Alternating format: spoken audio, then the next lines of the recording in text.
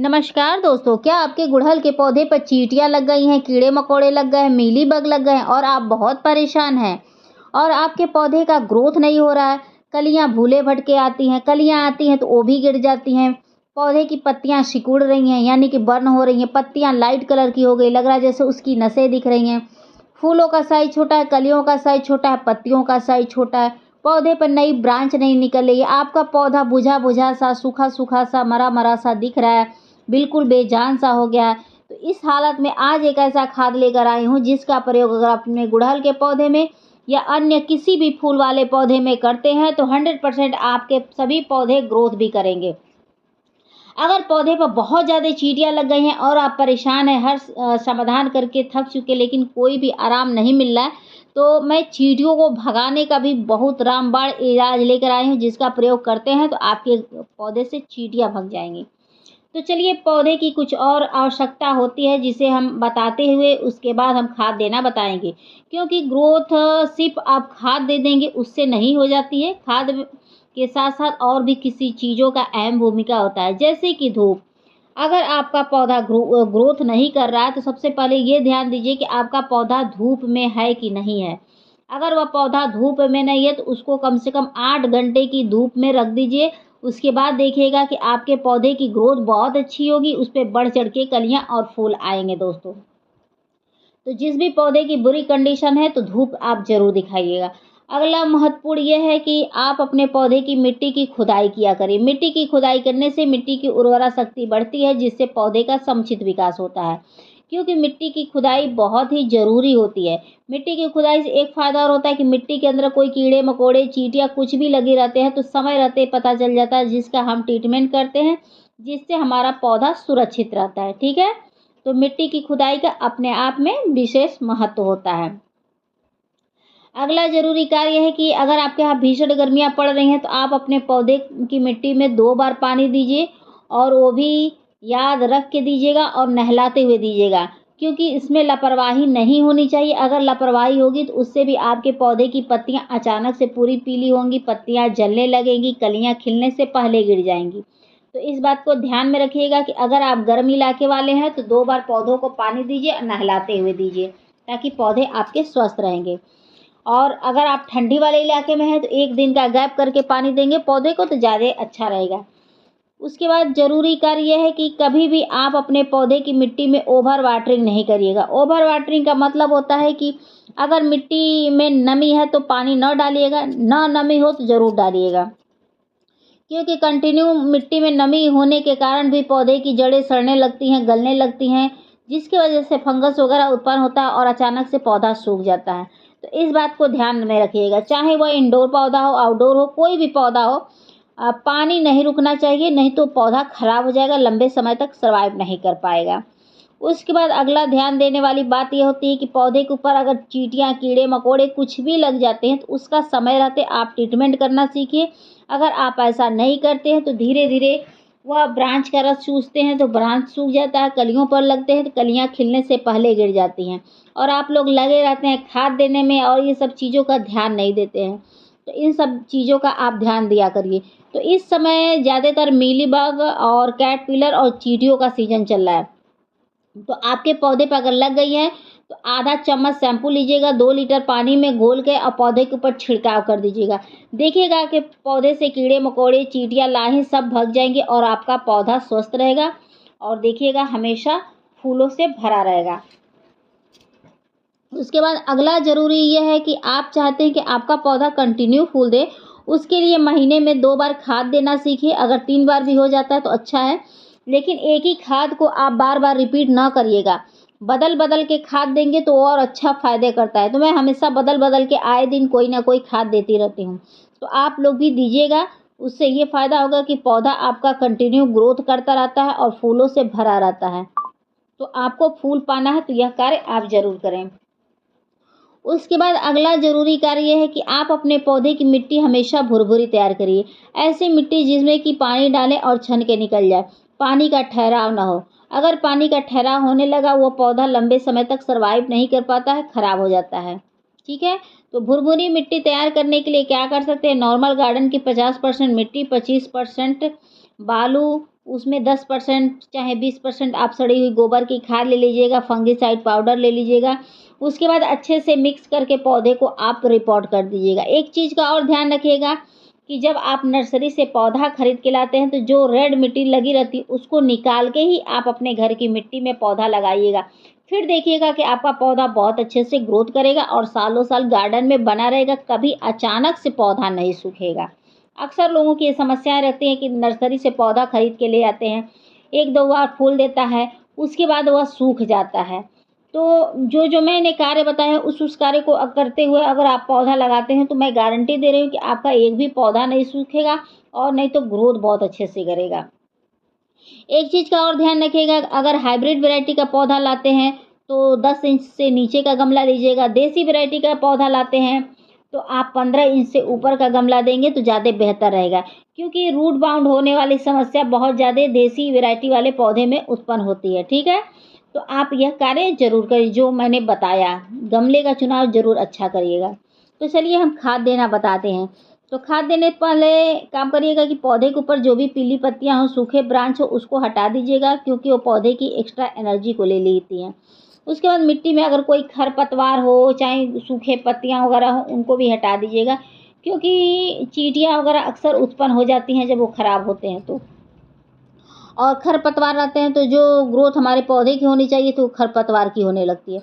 उसके बाद मिट्टी की खुदाई कर लीजिएगा ताकि मिट्टी अच्छे से ढीली हो जाएगी, तो जो आप खाद डालेंगे वो पौधे की मिट्टी में मिलेगा और अच्छे से पौधों को सूट करेगा। तो देखिए, कभी भी कोई खाद देना चाहिए पौधों को तो हमेशा मिट्टी खोद के ही देना चाहिए, ऐसे नहीं देना चाहिए, नहीं तो वो पौधे के लिए हितकर नहीं होता है। क्योंकि आप खाद देते रहेंगे और टॉप लेयर पर ऐसे अटका रहेगा और नीचे तक जाने में काफ़ी विलम्ब हो जाएगा, जिससे ये होगा कि पौधे की ग्रोथ में काफ़ी समय लग जाता है। तो हमेशा मिट्टी की खुदाई करके खाद देंगे तो वो बहुत अच्छा होता है पौधे के लिए। उसके बाद देख सकते हैं कि मैंने केचुए की खाद लिया। केचुए की खाद में बता दें कि सारे पोषक तत्व मौजूद होते हैं जो हमारे पौधे की ग्रोथ को बढ़ाते हैं। जैसे कि आपका पौधा फूल नहीं दे रहा है, यानी कि कलियां नहीं दे रहा है, फूल में कन्वर्ट नहीं हो पा रहा है, पत्तियां छोटी हैं, पत्तियां सिकुड़ रही हैं, पौधा आपका हमेशा बीमार रहता है, एक दो बार फूल देता है, फूल देना बंद कर देता है, आपके पौधे की ग्रोथ नहीं होती है, रुक जाती है, आपका पौधा अचानक से सूख जाता है, या आपकी मिट्टी की ताकत ख़त्म हो गई है, यानी कि उसकी उर्वरा शक्ति ख़त्म हो गई है, तो आप केचुए की खाद देते हैं तो मिट्टी ताकतवर होती है, जिससे पौधा अच्छे से ग्रोथ करता है। और इसको डालने से एक फ़ायदा और होता है कि मिट्टी के अंदर केचुए वगैरह उत्पन्न होते हैं जो मिट्टी को ढीली करते हैं और मिट्टी की ताकत को बढ़ाते हैं। तो केचुए की खाद डालना बहुत ही ज़रूरी होता है। तो ये अपने पौधे के अनुसार लीजिएगा, 1 मुट्ठी, 2 मुट्ठी, 3 मुट्ठी, जैसे आपके पौधे की डिमांड होगी पौधे की मिट्टी को उतना आप डालिएगा। ठीक है, इसका कोई साइड इफ़ेक्ट नहीं है, महीने में 2 बार, 3 बार, 4 बार भी डाल सकते हैं, कोई साइड इफ़ेक्ट नहीं, उल्टे फ़ायदा ही करेगा। तो आप डाल के देखिए। उसके बाद मैंने ये चूना लिया। चूना में भरपूर मात्रा में कैल्शियम होता है जो हमारे पौधे की ग्रोथ को अच्छा करता है। जो पौधा कभी ग्रोथ ना करता हो, जिस पौधे की ब्रांच मोटी ना होती हो, उसमें आप चूने का प्रयोग करके देखिए, पौधा बहुत अच्छे से ग्रोथ करेगा, ब्रांच मोटी होगी, पौधा हमेशा हेल्दी रहेगा और हमेशा फूलों के लिए तत्पर रहेगा। तो इसका प्रयोग अगर करते हैं तो एक तो ये फंगिसाइड का भी काम करता है, जो चूना होता है थोड़ा सा फंगस वगैरह को भी मारता है, तो इसका आप प्रयोग किया करिए। थोड़ा ये कीटनाशक भी होता है, मिट्टी के अंदर कोई कीड़े मकोड़े रहेंगे तो उसको भी थोड़ा सा ये दूर करता है। तो मात्रा देखिए कि मैंने कितना मात्रा लिया है, तो उतना आप लोग भी ले सकते हैं। अगर ना इतना समझ में आ रहा हो तो 1 चम्मच का चौथाई हिस्सा 10 इंच के गमले में आप डाल सकते हैं। ठीक है, 1 चम्मच का चौथाई हिस्सा चूना आप एक गमले में डालिएगा, याद रखिएगा ये मात्रा। उसके बाद दोस्तों मैंने ये दही लिया। दही के प्रयोग से एक तो कैल्शियम की पूर्ति होती है, ऊपर से ये मिट्टी की उर्वरा शक्ति बढ़ती है, मिट्टी ताकतवर होती है, जिससे पौधा बहुत अच्छे से ग्रोथ करता है। तो आपको दही जानते हैं कैसा लेना है, एकदम खट्टी दही लेना है, मीठी दही ना लीजिएगा। खट्टी दही लेंगे तो वो सूट करेगा, मीठी दही लेंगे तो उसका कोई मतलब नहीं है, तो इस बात को ध्यान में रखिएगा। तो 1 चम्मच का चौथाई हिस्सा आपको लेना है और पानी में घोल के इसको डाल देना है। आप चाहें तो 2 दिन तक इसको आप एसिड बना के भी डाल सकते हैं, वो और फ़ायदा करेगा। तो मैं 2 दिन पहले नहीं डाली हूँ, लेकिन ये जो मेरी दही है एकदम खट्टी वाली है और पूरी सड़ी वाली दही है, तो इसका मैं प्रयोग कर रही हूँ। तो इसका प्रयोग करके देखिए आपका पौधा कितना तेज़ी से ग्रोथ करेगा। तो इसको मैं 3 घंटा पहले भिगोई थी दही का पानी, और आप लोग भी चाहें तो 2 दिन पहले भिगो के रख सकते हैं, लेकिन मैं 3 घंटा पहले भिगोई थी क्योंकि मैं भिगोना भूल गई थी। तो आप लोग भी कर सकते हैं, चाहें तो आप तत्काल भी डाल सकते हैं, अगर खट्टी है, सड़ी है तो वो भी कर सकते हैं, कोई दिक्कत नहीं है। उसके बाद मैं ये सेंधा नमक का प्रयोग कर रही हूँ। सेंधा नमक के प्रयोग से अगर मिट्टी के अंदर कोई चींटियाँ वगैरह लग रही हैं, कोई कीड़े लग रहे हैं, आपका पौधा गंभीर बीमारी से जूझ रहा है, तो वो समस्या दूर हो जाएगी। तो नमक का मात्रा देख लीजिए मैं कितना ली हूँ, और ये अदरक ही है क्योंकि थोड़ा-सा ये गीला चम्मच है तो थोड़ा पीछे भी चिपक गया है, आगे भी चिपक गया है। तो मात्रा आप लोग देख लीजिए कितना है, तो इतना आप लोग भी डालिएगा।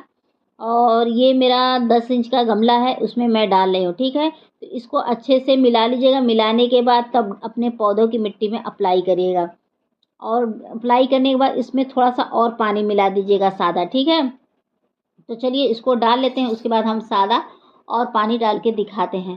तो आप लोग ऐसे अप्लाई करके देखिए आपका पौधा कितना हेल्दी रहेगा। अब ये ना सोचिएगा कि दही डाले हैं उससे फंगस वगैरह उत्पन्न हो जाएँगे, तो ऐसा कुछ नहीं होता है। देखिए मेरे को कीड़े नहीं काटे हैं कि मैं अपना पौधा बीमार करूँगी, ठीक है?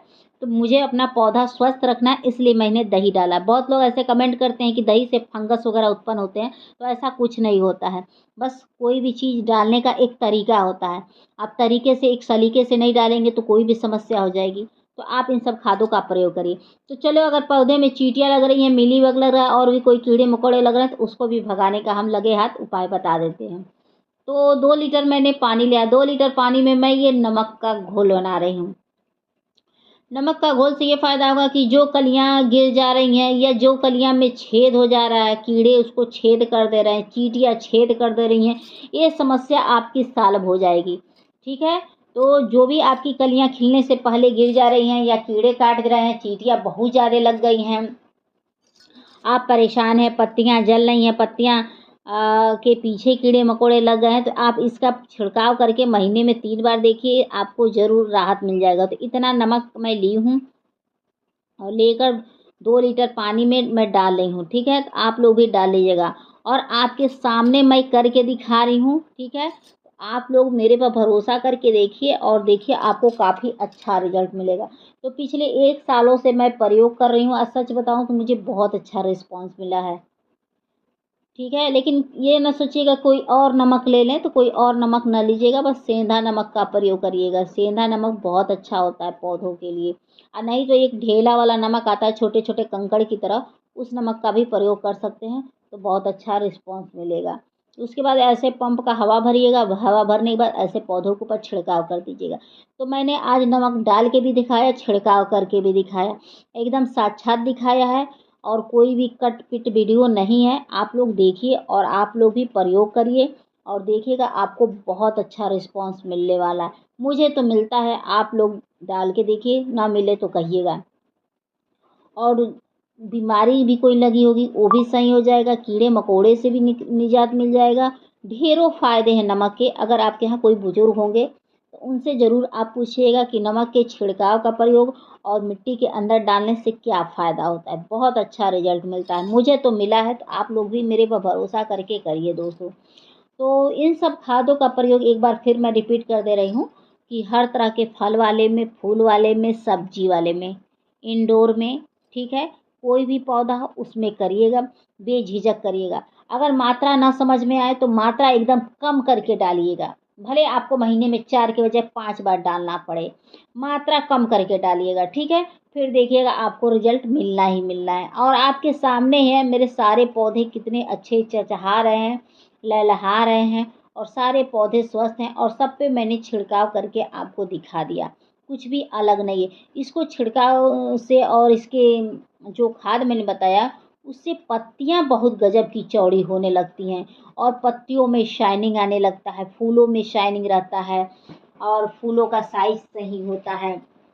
तो इस वाले गुड़हल का देखिए कि कितनी पत्तियाँ चौड़ी-चौड़ी हुई हैं। ऐसे तो मेरे सारे पौधे की पत्तियाँ चौड़ी है और सारे पौधे मेरे बहुत अच्छे हैं, तो खुद ही देख सकते हैं दोस्तों। तो आप लोगों को मेरी वीडियो पसंद आएगी तो please like, subscribe, comment and share ज़रूर करिएगा। आशा करती हूँ कि आप लोगों को मेरी वीडियो पसंद आई होगी। तो प्लीज़ बेल आइकन का बटन दबा दीजिएगा ताकि नेक्स्ट वीडियो आए तो आप तक आसानी से पहुंच जाए। एक चीज़ और बता दें कि जिस पौधे की अगर मिट्टी की खुदाई ना हो तो उसमें लिक्विड फॉर्म में डाल दीजिएगा, और नहीं तो दाने फॉर्म में डाल के भी आप भरपूर मात्रा में पानी डाल दीजिएगा। ठीक है, तो फिर मिलते हैं नेक्स्ट वीडियो में नेक्स्ट टॉपिक के साथ। Thank you for watching, take care, शुभ रात्रि, बाय।